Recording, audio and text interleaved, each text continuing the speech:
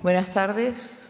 Bueno, para mí es un placer acompañaros en esta mesa redonda y además con Benhard y Hélia es un placer aún mayor.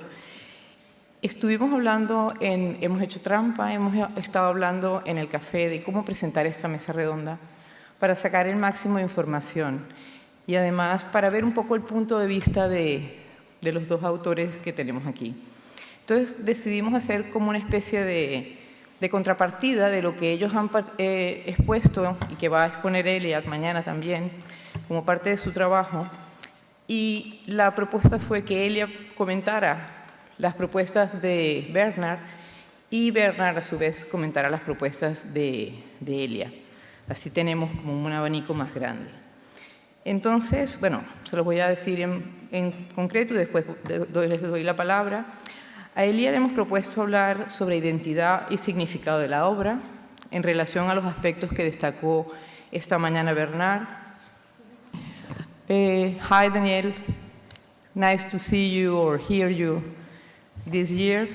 So we have here Hélia Marçal and Benhard Serexhe, and we propose them to share their point of view about this issue. So Hélia will talk about the identity and significance of the artwork in relationship with the different aspects that Benhard talked this morning. Physical, aesthetic, and historical means, considering the limits and the challenge in conservation and obsolescence.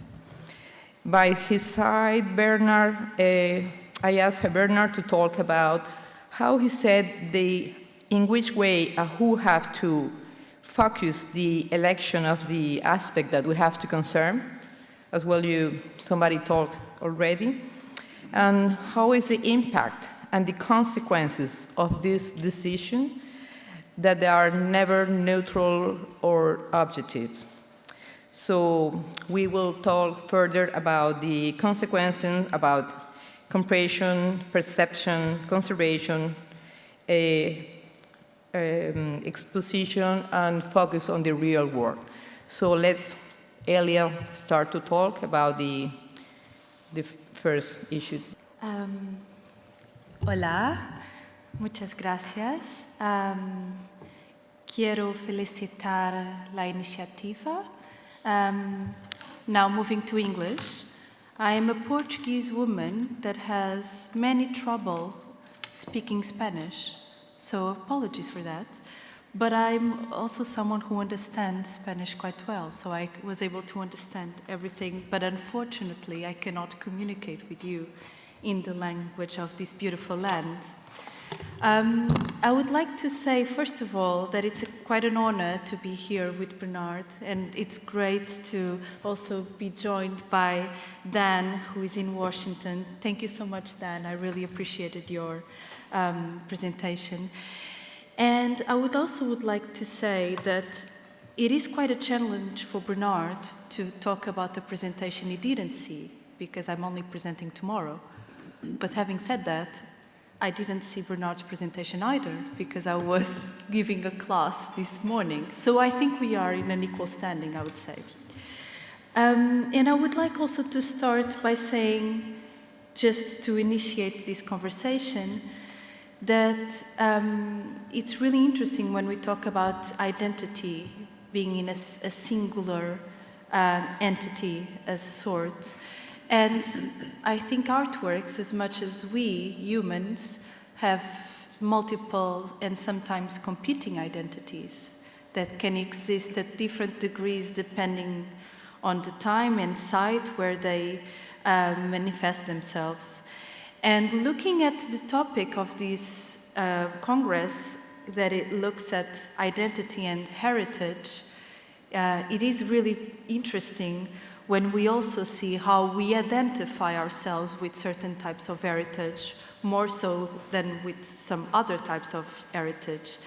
And again, just to kick off the conversation, when we're talking about obsolescence, many times I talk about the obsolescence of practice, which is not the obsolescence of this electrical stuff that surrounds us, but it's the obsolescence of the practice of using those stuff. And the example that I always give is my son, who is 5, and he's back in London where I'm based right now. And during lockdown, you know, everyone who had children had to struggle with homeschool and work at the same time. And he was getting quite frustrated. And so I was in my computer teaching a class, and he started trying to press on my monitor saying, "Mommy, just turn it off, turn it off." And the poor baby didn't realize that not all screens are touch screens. And that's because he belongs to a generation where most screens he has encountered are indeed touch screens.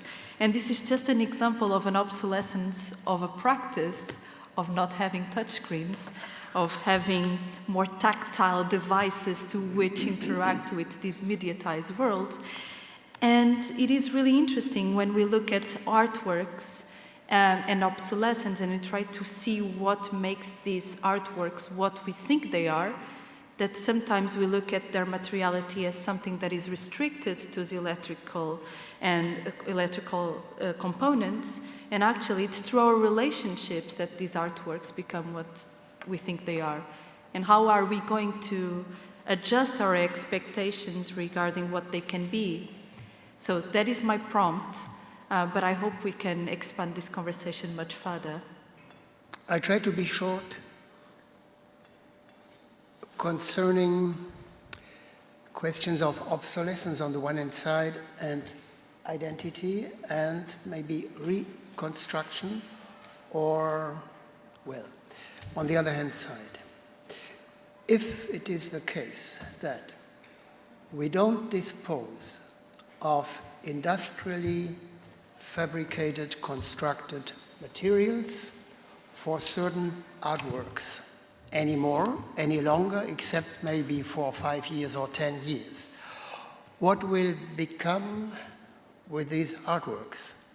So who will make kind of a selection, or do and can and do we want to rely on the question, on the fact that history will wipe away quite a lot of them and leave those who will be seen and experienced in 10 years, in 20 years, in 30 years. From this distant point of view, we could say history is always right, but we cannot change it. Or do we change it? Could we change it? What about then if we talk about identity in this case? What is the worth of identity if we are no longer capable of preserving what has been called identity until now? I'm coming from the field of medieval archaeology in my first profession. And here the question is quite different. We are used to think in terms of centuries in our profession.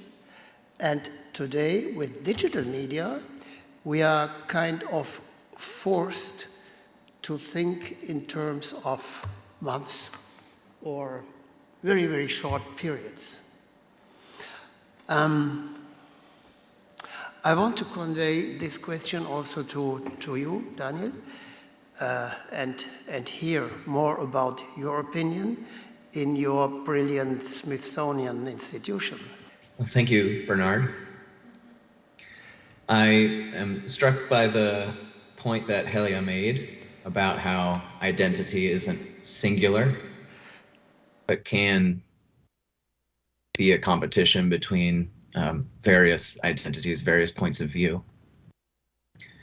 And in the experience of the case study of Jenny Holzer, for instance, during our discussions, we would, that work is this LED sculpture that incorporates sculpture, it incorporates LEDs, it has a video component, and it has a software component.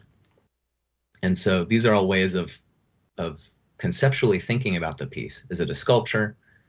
Is it a light-based work? Is it a video-based work? Is it software-based?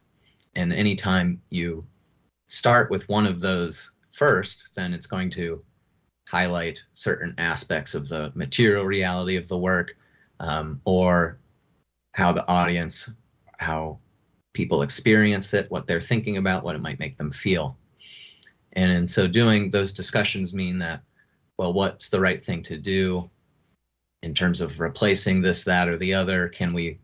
Should we be able to rewrite the code, or is that going to be disturbing something that was, even though invisible, very fundamental to the identity of the work? Or is it something that we can alter and leave the work undamaged? And I think that that's a very fascinating part of what we try to do in conserving media works that have shorter lifespans. I think that's probably all my answer at this time. Yeah. I wonder if I can respond to that. One of the things that I find very interesting is when we talk about the identity of the work, is the identity of the work for whom, right? It's always that concerns me. And of course, before I joined UCL, I worked at the Tate. And when you work in an institution, is the identity of the work for that institution. So in that case, I think the limits and the boundaries are sometimes a bit more defined. But before I joined Tate, I worked with in the conservation of performance artworks that were done during the Portuguese dictatorship, and they were not part of any museum collections. And in those cases, you do see the identity of the work being a bit more organic and contested, many times because there was no enough documentation, as always, and these were artworks that were created 45 years before I even started working on them, on the best situations. Some of them had more than 50 years. So what they were was a bit more left to ambiguity. And there are issues with that, because then conservation becomes indeed a creative act, utterly subjective. But on the other hand, it really helped me at least to accept that the artworks can be many things. And also to say what you said, Dan, when you say, what is the right thing to do? And also speaking to what Benhard said, that question, is history always right? I don't think that history is always right. I think history is always ruthless, but many times it's not right. And there are many times there isn't a right thing to do. There are many things that one can do, but because decision-making is situated, you do as much as you can with the information and the resources and the contingencies that we have at any given time. I usually joke saying that no one goes to conservation to become rich, which means that probably everyone that is in conservation has the right mindset not to want to ruin anything. So the intentions are there, and decision-making is contingent. So there is never a right thing to do. And if there is, there would be no place for these discussions because everything would be settled. When we started the big adventure of the ZKM in Karlsruhe, in the beginning of the 90s, some of our people boasted out in saying, we will write the history of media art. And it was an atmosphere very much enthusiastic about the new medium, about the new time to come, about kind of a new world order, which would be a new cultural and economic order, etc., etc. It seemed to some people that there would be a new era which would liberate us, everybody, in a very democratical sense of all those things which we had been struggling against in the years before, since the Second or the First World War. Well, so technically quite performative, and we thought what we are creating here today, it will last forever. It cannot be attacked by nothing, because it's digital, it's without any physical qualities. And we only realized 10 years later or 15 years later that the idea which is being expressed in the artwork can only be expressed by physical means, by an apparatus, by a technique which is changing all the time. So who is writing history? I think we are just running behind those things which are happening in the domain of technology, of society, and as conservators, we are not on the forefront, but we are on the backside of things and trying to get it, to hold it, to preserve something. And the word preservation is already kind of a defensive act, isn't it? I just want to say one thing. I think from 90s, as you say, we are talking about the rethink about the decision model, the rethink about the artworks, the specific things. We talk about perspective, but we don't have any perspective. Everything is going too fast. So we are still 30 years after talking about how renegotiate new ways to make things, to think about the same things, because they are no more the same things. So we are just running, and we are not arriving, but we are still running. Well, let me just quote Pek Namjoon Paik, who told me, go with the flow. That's what he told me on the phone. And go with the flow means fluxus in the very existential sense.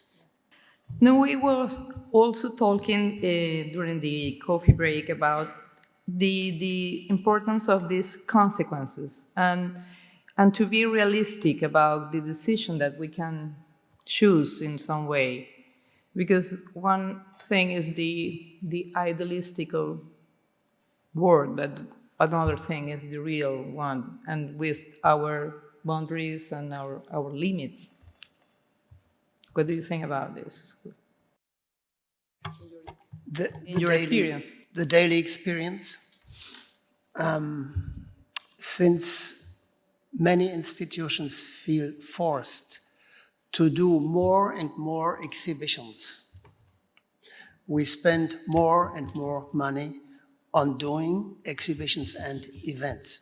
That means that most of the funding is going to present-day presentations, exhibitions, etc., and only a very small portion is going to one of the most important tasks, traditional tasks of museums, which is preservation.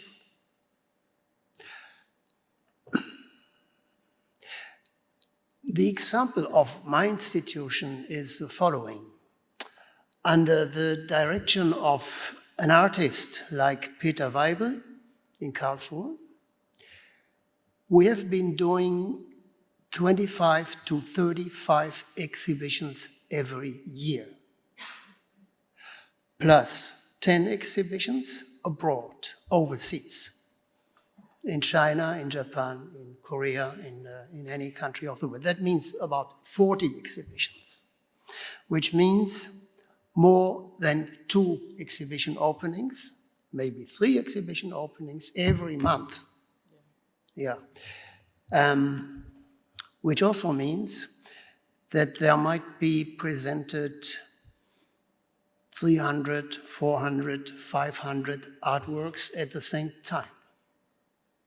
So the museum's technicians, as we called them, and the conservators, which could make a group of 20 people, 25 people, very well trained, very competent, are already occupied, overloaded with taking down and setting up and taking down and setting up exhibitions from morning 7 to the evening 12 o'clock. And here in this situation, what does it mean to preserve artworks which are as complicated as we have seen today in many presentations, and especially in your presentation? How could we find the time? And not only the time, also the recul, the distance of reflection about what finally we want to do. We didn't know what to do in this situation. We just said, okay, we have a problem. Yes, we have a problem. But to find a solution is not something which happens one day or the other day. It's kind of an experience, of an experiment, which might take weeks, which might take months. And in the same situation, you have to set up the next 2 or 3 exhibitions. So I would nearly say it's an impossible task. And what we could do is an experimental research project, which has been funded by the European Union, which was an extraordinary situation and which was not the ordinary situation of this institution. So here is a huge gap between what we want, between what we can do, and what, in fact, we really could do or could not do. I would like to hear about your experiment with Namjoon Paik's big work of 150 monitors, in which so many people have participated. How did you do that? Dan? Thank you, Benhard.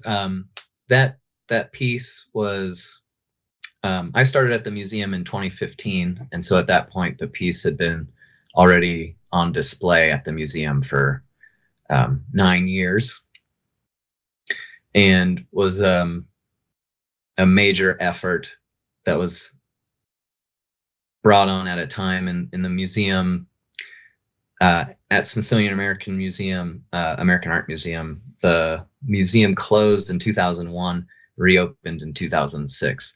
And so during that 5-year period is when they were able to reinstall the Megatron Matrix work, as well as another large video wall piece by POC named Electronic Superhighway that has a neon map of the United States surrounding almost 300 CRTs of differing model and size. And that effort, could only happen because the museum was actually closed. And it took basically the better part of one person's, that entire length of 5 years to be able to figure out exactly how everything needed to be set up, with help from John Huffman, the curator of the estate, and with reference to Ken Hakuda, who's POC's nephew and the head of the estate, and with reference to VHS documentation of previous installations to know exactly how things needed to be oriented. And now we're in a situation very similar to what you've described. I have ideas of some things that I'd like to do that would be very easy if we were, well, not easy, but possible if we were able to set up the work in storage. But the limits of space and time given in a just as difficult exhibition schedule as we've ever had, even in the face of a pandemic, means that there's just literally not any space, not any time available to try and circle back on something after, some reflection. As you said, with the time and space of reflection, I have some ideas about how best to capture some of the behaviors of Megatron Matrix now. And we'll see. I think it'll need something like it being scheduled for reinstall to be able to force the amount of collaboration that it takes to have all the hands necessary to get things off of pallets, set up, plugged in. It takes a lot of hands and a lot of time. I would also like to respond to what Bernard and Dan just said. So evidently the display cycles will define what is conserved, because it needs to be made displayable. I don't know, Dan, if that is also your experience or not. But at least when I was at the Tate, the closest attention would be paid to acquisitions, exhibitions, and displays and loans.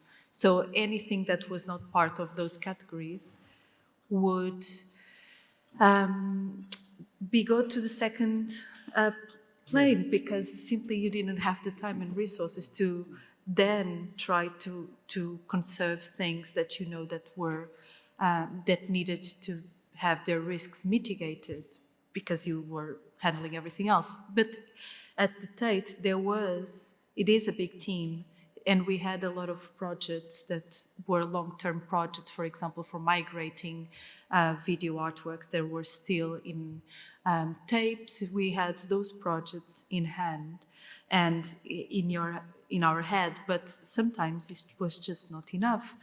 And one of the things that I find very interesting, conceptually, I find it horrendous on practice, but conceptually it's really interesting, is that as the sociologist Fernando Domingues Rubio puts it, conservation is a work of maintenance. So in that sense, being a work of maintenance and repair, it goes against this modernist impetus to disrupt and innovate at all times. And that's what we see in the display and exhibition cycles. It's to show the next blockbuster exhibition, or to show artworks that were never seen, or let's acquire AI and machine learning artworks, because of course that's disruptive, that's innovative, right? But at the same time, that goes against the idea of maintenance, that it's part of our practice, and the idea of maintenance as a reflexive and also a targeted goal actually implies maintenance in general. So for example, loans are the activity that museums do that has the biggest carbon footprint. So if we continue with this level of displays and exhibitions and loans, we are not just potentially finding less time to take care of the collections that we have and for which we collect them, theoretically to protect them in perpetuity, right? That's what many museum missions are. But we are also participating in a fast-paced capitalist economy that has no care for the environment on the one hand, and for the preservation and display of minimum gestures. It doesn't always have to be a big opening with an amazing vernissage. It can be minimum gestures. It can be, let's conserve things that were never displayed before, so that we can care for them. So I wonder how you three, how everyone sees this fast-paced idea of progress that it's pushed forward by this modernist museum versus conservation as a counter aesthetics and as a counteract of maintenance and repair and slow perception, slow interpretation of artworks. I don't know. I think it seems that is some kind of competition in how many people go for this vernissage, or how many people write in the newspaper about your exhibition. This is quite shocking to think about this. I don't want to forget the opportunity to ask Daniel and Hélia concerning their experience as teachers. In the case, for Daniel, the education program of the Smithsonian, I think was a very good idea to show general public, what are you doing in conservation, and not only with words, but with real examples that they can really imagine how are you going, how are you doing. And in your case, as well as as teacher in the London College, I think maybe you have a fresh idea of coming from the students. So in which way you feel that your is an impact that these activities that you are doing? If I could go first, if you don't mind. And again, apologies that I couldn't be there in person. I feel weird being the big brother figure here on the screen, but thank you, Arianne, for the thank you, Arianne, for that great question. It's one of the most rewarding parts of working at our museum is that culture of educational importance was in place when the museum was renovated in 2006. It reopened, and there was a donation by the Lunder family, and that's the namesake of the center. And part of that donation meant that it had to be, glass walls, a visible conservation lab. And part of my position description, what goes into my evaluation every year is how much I've done in terms of, presentations like this, but also just at the museum. This past year, we've done some remote presentations where we're giving conservation talks to the public, either in the gallery or remotely, about projects that we're working on, works that are on exhibition, the challenges that those specific works might pose to conservators. And it's a very rewarding thing. And for instance, I was working with a colleague examining a interesting piece that had some electronic components, and saw a couple of visitors stopping by and able to kind of peer in through the glass walls. And as I was leaving to go back to where my office is, I was leaving the front of the museum, and just happened to be that those same visitors were leaving as well. And I overheard them talking, "Oh man, did you see the conservation area? There's people working there. It was so cool." And I've never heard that before, so it was very rewarding. Thank you for the question, Arianne. I always appreciate being called young, which is always good, especially as I grow older. So it's fantastic. So I have to admit that one of the things that I'm struggling sometimes is that although I'm very close in generation to my students, I still feel like they are a different generation because they were born with the internet. I got accustomed to the internet. So I'm not the TikTok generation. I wish I was. It looks fun, but it's just, I'm not part of it.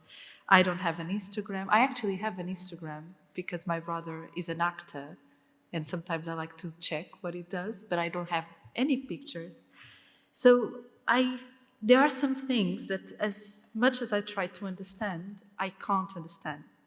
But they give me a lot of hope because they are, these digital natives have a relationship with technology that is much more entangled.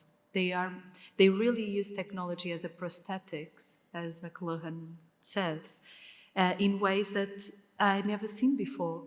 And another thing that gives me a lot of hope is that the new generations are more and more acquainted and passionate about climate change, about social justice, and they hope to incorporate all of that in their work. And that gives me so much hope. I feel like it's like that movie, right? The kids are all right. They are all right. And they are all super bright, super informed. And it's actually a privilege to learn from them. As a former student, not such a long time ago, which is great, I do feel that conservation training is at an impasse, but it's just my opinion. Because things are growing so much that it's quite difficult to understand what can be facilitated by training and what can be learned on the job, and what are the skills that you need to learn through training to then be able to learn on the job. I think that's really difficult given the complexity of issues that we have right now. Every time that we discuss this, there's always a solution, which is, oh, they just need to have another module on anthropology, and then another module on coding, and then another module on social justice. Oh, and let's not forget, they still have to have chemistry and instrumentation. And by the way, if they could have electronics, that would be fab. That's all very fantastic, but we only have 2 years. So what are the things that needs to be learned in the university so that they can then learn on the job? That's something that is really hard nowadays to understand, especially because many times you develop programs that are going to be initiated 3 years afterwards. And you can be as future-facing as you want, but there are things that simply you cannot control. So what I do feel is that my training was good, but it was not enough. But sometimes I think, is there any training that is enough? And I think the answer is no. So is training, can training even be enough?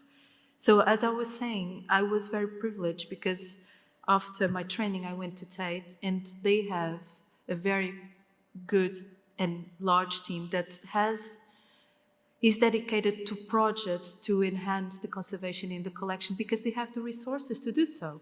It's as simple as that. And so it was great because it was not just about the cycle of display, acquisitions and loans. There are also these projects. Now, there's something that I forgot to say, that just to respond to what Benhard, you just said about the digital conservation projects.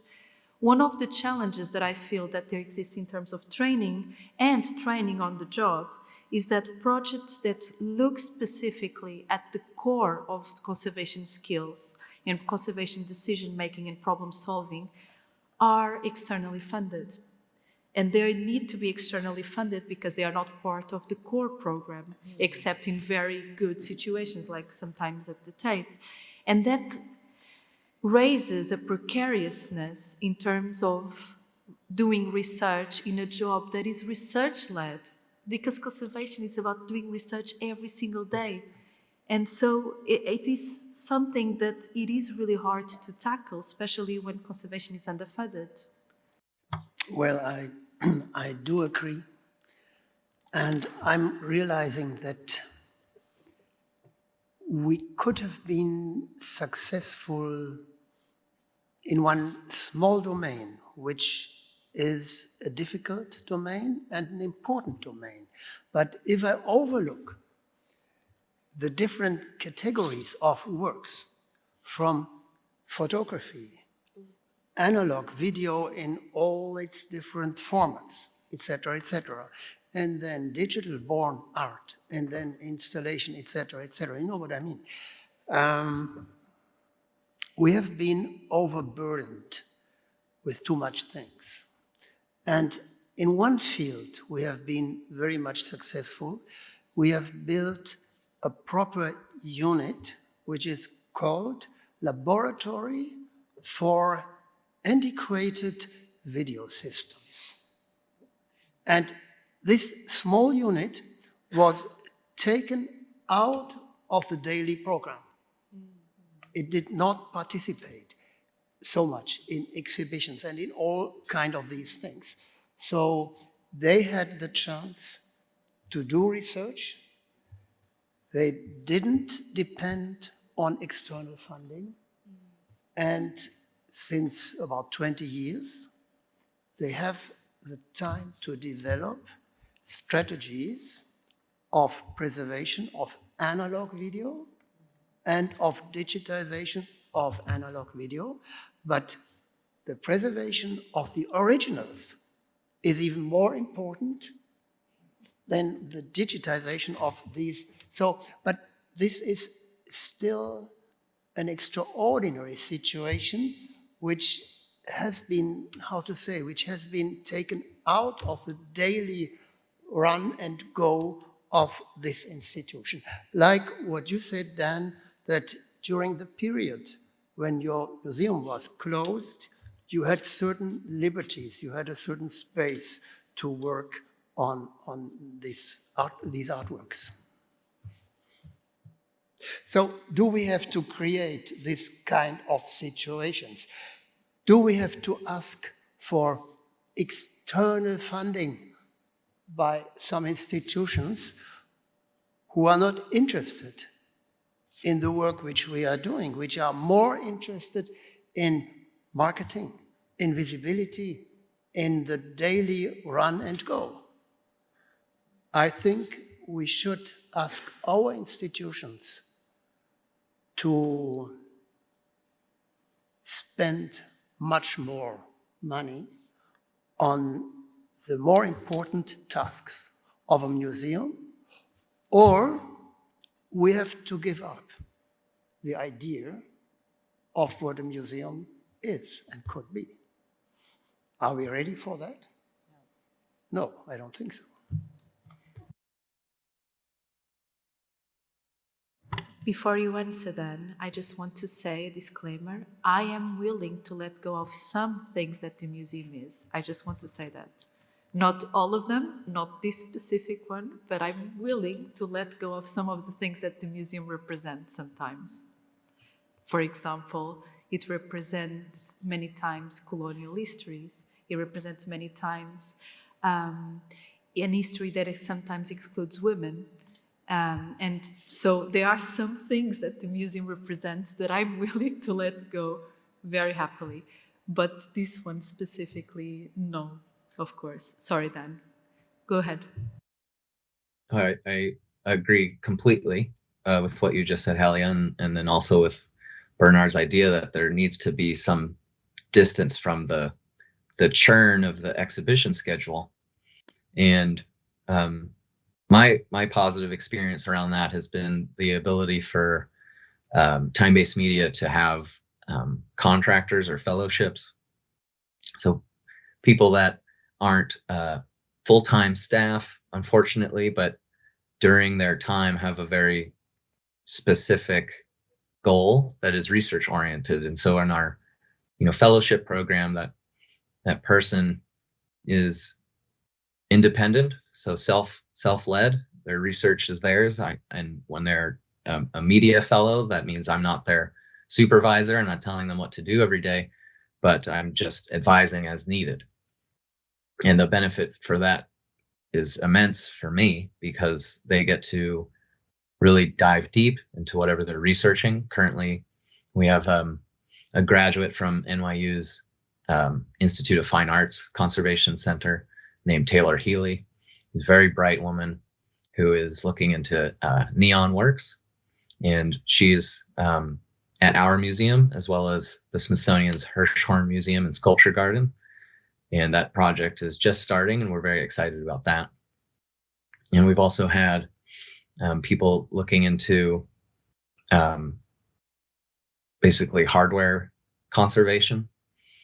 And in those instances, they are, as I said, independent. They are not necessarily having to go to every meeting. They aren't having to get calls for emergency situations or having to participate in exhibition schedules. They are just doing what they're doing.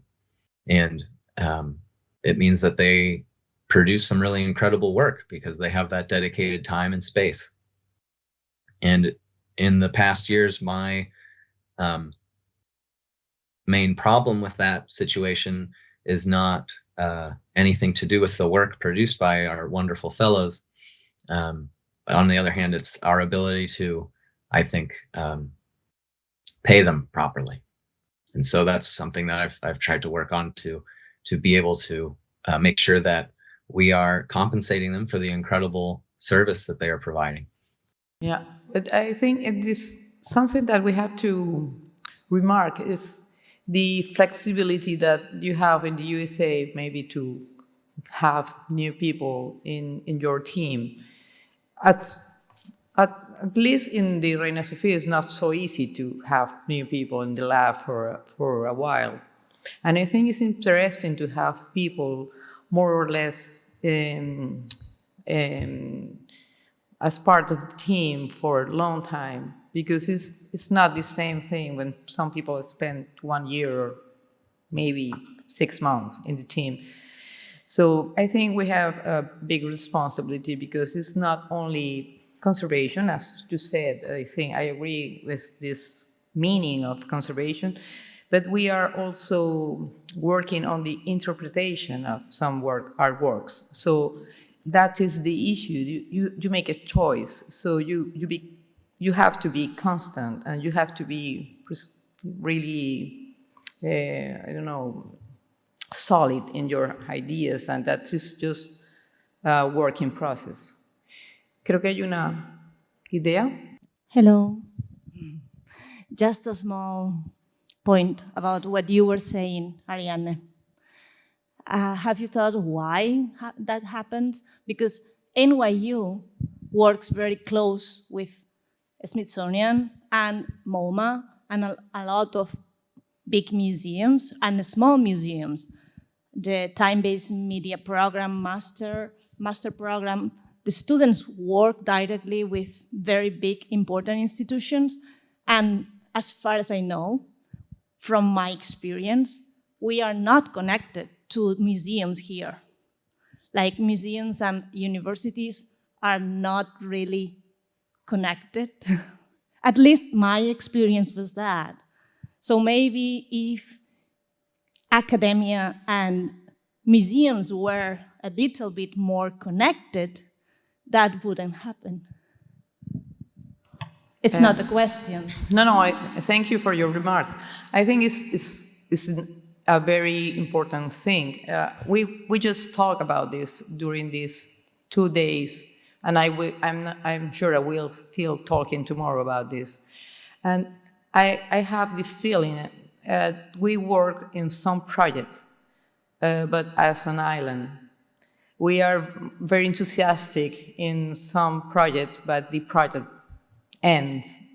And they are not a continuity with this project. And I think the best way is to have a long-term, not a project, but a collaboration, and have this as a routine for work. I think when more people are involved, they are more point of view, more experience, as Gabriel said already. If you understand the things